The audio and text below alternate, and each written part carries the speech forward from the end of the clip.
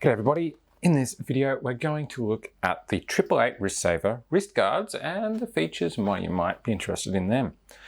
The most obvious one is simply to protect your wrists in the event that you stack it while skateboarding or roller skating or that sort of thing.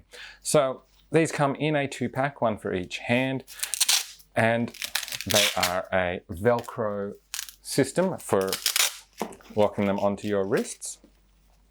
Each one of these pads features a 4-way stretch nylon as the main material, so it does have a little bit of stretchiness to fit to your wrists.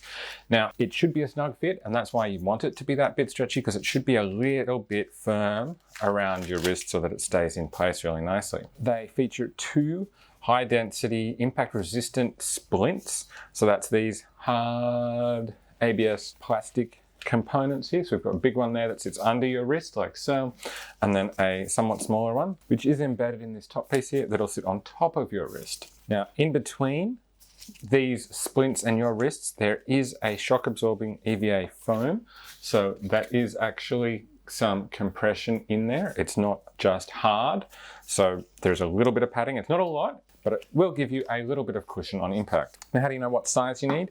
Well, you want to measure around the widest part of your hand here, and that will tell you the size. So I recommend a soft measuring tape like this. So if we go around that point there, my palm measures in at about 8¼ inches at that point. If I stretch it out, I get to maybe 8½. So I want to look at that medium size for me because it is 8 to 9 inches.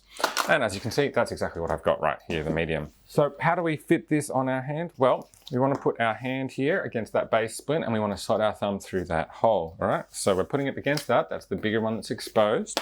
Thumb through the hole to hold it on, and that piece then folds over the top of our wrist, and it should be a very snug fit. It'll probably feel a little uncomfortable at first because it is quite restricting on your wrists.